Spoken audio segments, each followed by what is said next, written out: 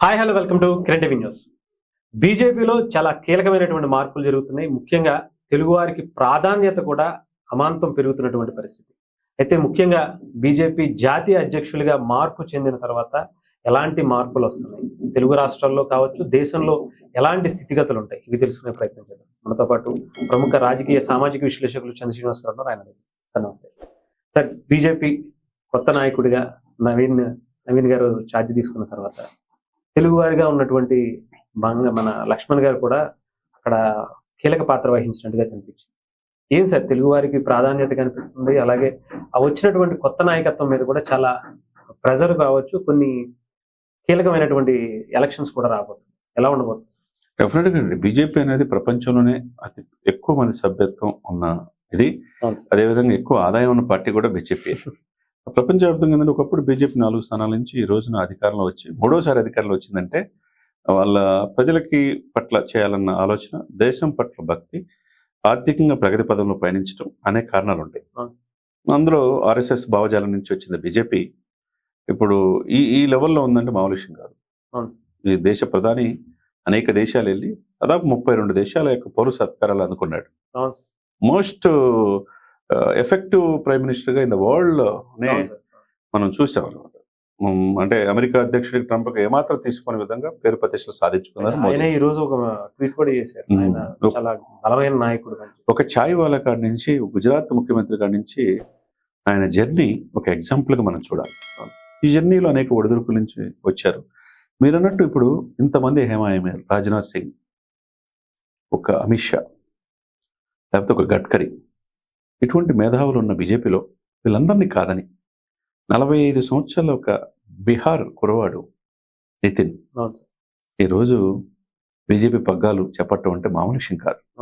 అది అంతర్గత ప్రజాస్వామ్యం బీజేపీలో ఉంటుంది. బీజేపీ చేసే వ్యూహాలు ఎవరికి అర్థం కావు. ఎలా ఇతను వచ్చాడు ఈ వయసులోనే? నిన్న మోదీ గారు ఆయన్ని ప్రశంసిస్తే ఆయన భుజం మీద చేసి ఈ రోజు నుంచి నువ్వే మా బాస్ అన్నాడు. ఈ దేశ ప్రధాని మోదీ కార్యకర్తలకి పనిచేస్తున్నాడు. ఇదే సమయంలో ఈ ఎలక్షన్ రిటర్నింగ్ ఆఫీసర్ గా, సంస్థాగతంగా ఎన్నికల రిటర్నింగ్ ఆఫీసర్ ఎవరంటే మీరు అన్నట్టు ఒక తెలుగు వ్యక్తి డాక్టర్ కె లక్ష్మణ్ గారు. ఆయన కూడా సుదీర్ఘమైన అనుభవం, దాదాపు 4 దశాబ్దాలుగా బీజేపీతో ఉన్నాడు.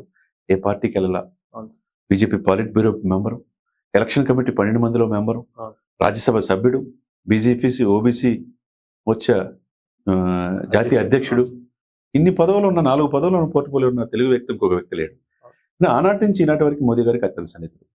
ఆయనతో కూడా ఓట్ చోరీ ఏమైనా జరిగిందా, దీంట్లో కరెక్ట్గా జరిగిందా అని చెప్పి సరదాగా మోదీ గారు మాట్లాడారు. ఏది బీజేపీ అధ్యక్షుడు ఎలక్షన్. అండ్ ఆ పాయింట్ ఆఫ్ వ్యూలో కూడా చాలా సమర్థవంతంగా ఎన్నికలు నిర్వహించారు. అటు యూపీ నుంచి యోగి ఆదిత్యనాథ్ గారు వచ్చారు, ఇక్కడ రామచంద్రరావు గారు తెలంగాణ నుంచి వచ్చాడు. ఏకగ్రీవకంగా ఇక్కడ బీహార్ చెందిన నితిన్ ఎన్నికయ్యాడు. ఆయన చేపట్టేదేంటి, భవిష్యత్తు ఏంటి? బీజేపీని ఆసేతు హిమాచలం, దక్షిణ భారతదేశం కొరగరానికి పైగా ఉంది. ఆల్మోస్ట్ అంతా కొట్టేసిన ఒక 2-3 రాష్ట్రాలు, ఇటు వెస్ట్ బెంగాల్, ఇటు కేరళ, తమిళనాడు, కర్ణాటక, తెలంగాణ, ఆంధ్రప్రదేశ్ అంటే కోయిలేషన్ ఉంది.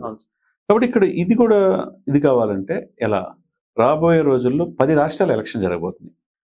దానికి బీజేపీ చాలా వ్యూహాత్మకంగా అడుగులేసింది. ఆయన ప్రమాణ స్వీకారం అయిపోయిన తర్వాత ఈ 45 సంవత్సరాల కుర్రాడు ఈ దేశాన్ని అంటే ఆయన ఛత్తీస్గఢ్ అంత ముందు ఎలక్షన్స్ అప్పు చెప్పినప్పుడు సమర్థవంతంగా అధికారులు తీసుకొచ్చాడు.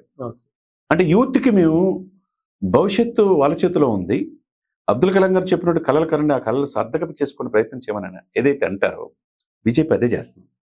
వాళ్ళ పండగలాగా రాబోయే 3 మాసాలు బూత్ స్థాయిలో దేశవ్యాప్తంగా ఎన్ని బూతులు ఉంటాయి? లక్షల నుంచి కోట్ల బూతులు ఉంటాయి. ఆ బూత్ ఇదిగా కనీసం 500 మంది తగ్గకుండా ఈయన 45 సంవత్సరాలు ఎలా అధ్యక్షుడయ్యాడు, భవిష్యత్తు ఏంటి అనేది బూత్ స్థాయిలో ఇతను తీసుకెళ్తానికి ప్రయత్నం చేస్తున్న బీజేపీ. ఇంతకుముందు ఏ పార్టీ చేయలే. అంటే సంస్థాగతంగా ఏంటి, గ్రాస్ రూట్ లెవెల్లో కింద స్థాయి వరకు కూడా ఈ బీజేపీ అధ్యక్షుడు తీసుకెళ్తుంది బీజేపీ. పైగా బీహార్ నుంచి అంటే ఇప్పుడు వెస్ట్ బెంగాల్ దృష్టిలో పెట్టుకునే ఉన్న చేశారంటారు అనేం కాదండి. ఇక్కడ సమర్థత అనేది ఉంటది. అటు వెనక నడిపించే చాలా మంది కీలకమైన వ్యక్తులు బీజేపీలో. సాక్రిఫైస్ చేసి మ్యారేజ్ కూడా చేసుకోకుండా ఈ దేశం మనదే అని భావించే వాళ్ళు చాలా మంది ఉంటారు. దాంట్లో మనం చూసాం, వాజ్పేయి గారు, అద్వానీ గారు, వీళ్ళందరం చూసాం. ఈనాడు మోదీని గారిని చూస్తున్నాం. అలా చాలా అన్సంగ్ హీరోస్ బీజేపీలో ఉంటారు. వీళ్ళందరూ దేశ సమగ్రత, దేశ సౌభ్రతత్వం, భారతదేశ గొప్పతనం గురించి ఆలోచిస్తారు, దేశభక్తి, ఇవన్నీ ఉండే సమర్థంగా నడిపించే వాళ్ళని చూస్తారు. ఇప్పుడు కాంగ్రెస్ రోజు రోజుకి తగ్గిపోతుంది గ్రాఫ్. బీజేపీ తప్పితే ఇక ఆల్టర్నేట్ దేశంలో లేదు. అన్ని రాష్ట్రాలు విస్తరించింది. ఆపరేషన్ సింధూర్ ద్వారా భారతదేశం ప్రపంచంలో ఎవరికి లెక్క చేయమన్నారు. ఇప్పుడు జపాన్ కూడా కాదని 4th place లో వచ్చేసింది, జర్మనీని దాటి. ఇప్పుడు జపాన్, జర్మనీని రాబోయే ఈ యొక్క 3 సంవత్సరాలు దాటితే ఇప్పుడు అమెరికా, చైనా తర్వాత 3వ ప్లేస్ ఇండియా వచ్చేసింది. అంటే ఏ విధంగా సూపర్ ఫాస్ట్గా ఎదుగుతుంది.